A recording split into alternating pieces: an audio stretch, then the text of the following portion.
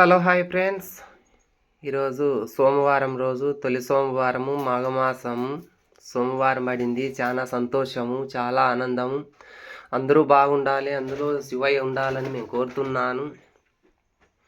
ఏ వాక తప్పినా గురువాక తప్పొద్దు, గురువులకు చెడ్డ పేరు తీసుకురావద్దు. చూడండి, సోమవారం రోజు మేము చిన్నవీర మల్లమ్మ తల్లికి ముత్యాల కలశాలు అయితే నింపినాము.